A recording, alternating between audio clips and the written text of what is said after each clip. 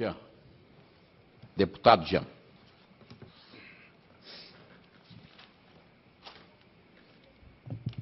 Bom dia a todas e todos. Saúdo o deputado Bife, o Guilherme, em nome dos quais eu saúdo toda a mesa. Eu fiz umas anotações durante o filme, para não me perder dos comentários que eu gostaria de fazer. Não vou citar o nome das fontes, mas vou citar as falas. Primeira fala que me chamou a atenção, primeiro, antes de comentar as falas, eu quero comentar o título do filme, Mais Náufragos que Navegantes, né? Essa é uma metáfora muito bacana para representar a luta dos direitos humanos. Infelizmente, uma metáfora triste, mas é uma metáfora verdadeira. Muitas vezes nós defensores dos direitos humanos, nós minorias estigmatizadas, nós aleijados de direitos, nós expulsos das comunidades de direitos, somos mais náufragos que navegantes. Mas como náufragos, nós achamos nossas ilhas, muitas vezes, nossos portos seguros para agir a partir dali. Então, parabenizo demais, Guilherme, por essa metáfora. Numa das falas, uma fonte usou a parábola do joio e do trigo, a parábola bíblica do joio e do trigo. E o uso dessa parábola não é por acaso. Isso diz muito da história dos direitos humanos e do legado do judaico-cristianismo para a constituição da nossa cultura. Então, se por um lado o cristianismo é a ética cristã, sobretudo a ética pregada por Jesus de Nazaré, não os que falam em nome dele.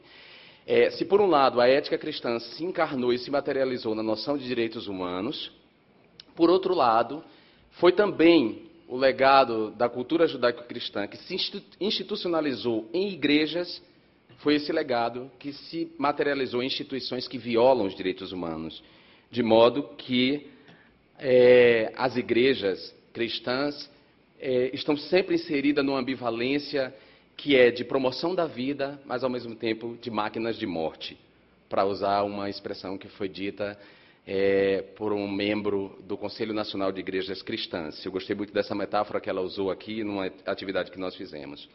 Então, a cultura judaico-cristã, ela é um legado que resulta nessa ambivalência, ou seja, ela se cristaliza na noção de direitos humanos, mas ao mesmo tempo é também essa cultura que leva à violação de direitos humanos, e a gente pode ver isso nessa leitura da parábola bíblica do joio e do trigo. Então, os povos indígenas são o joio, as mulheres são o joio, os negros são o joio, os homossexuais são o joio, os moradores das favelas são o joio, os pobres em geral são o joio. Então, o joio tem que ser separado do trigo, essa noção de povo eleito, né, que é hoje muito evocada, o povo eleito, o povo eleito, o povo eleito.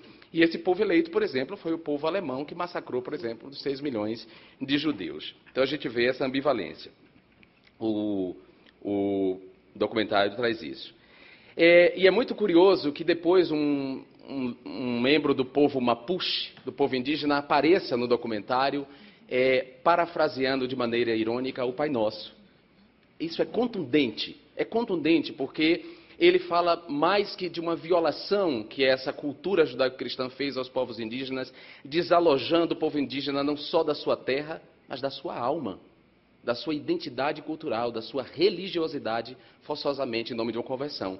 E depois, logo depois, o documentário volta para a fala da fonte que cita a parábola do joio e do trigo, e ele vai dizer: a causa indígena é uma causa perdida, é um entrave para o agronegócio, é um entrave para a monocultura, e a causa indígena hoje só existe em termos de evangelização e de salvação. É dessa maneira que os índios são encarados.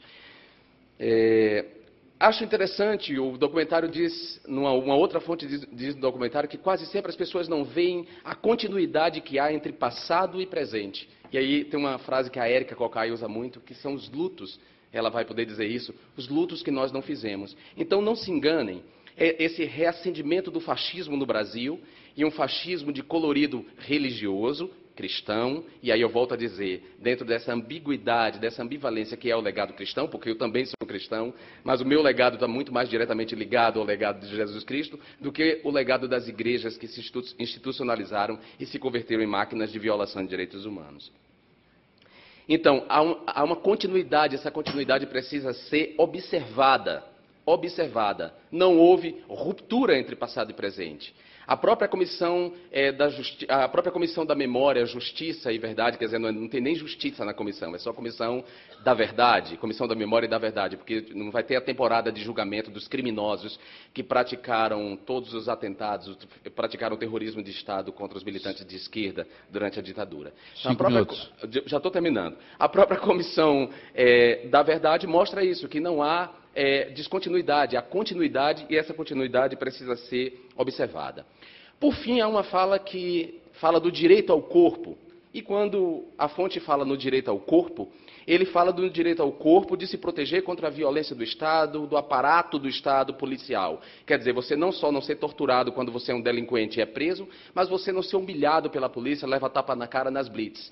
Só que eu vou estender o direito ao corpo, e é importante lembrar que quando se fala em direito ao corpo, não estamos falando só dessa proteção contra a violência do Estado, estamos falando dos direitos sexuais e reprodutivos. E isso mostra a dificuldade dos próprios defensores de direitos humanos de abrir o guarda-chuva dos direitos humanos para os direitos sexuais, e aí incluir a luta dos homossexuais, que hoje é o grupo vítima, é o grupo estigmatizado, que encabeça a luta pela defesa dos direitos humanos, da laicidade do Estado e do Estado democrático de direito. Hoje é essa luta que conta. Essa luta é uma luta de todos nós, embora muitos defensores dos direitos humanos queiram ver essa luta como exclusiva dos homossexuais. O direito ao corpo é também o direito sexual e reprodutivo, é o direito à dignidade humana.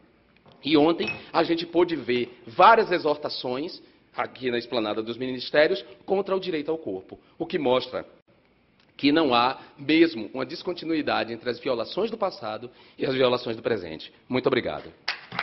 Obrigado, deputado.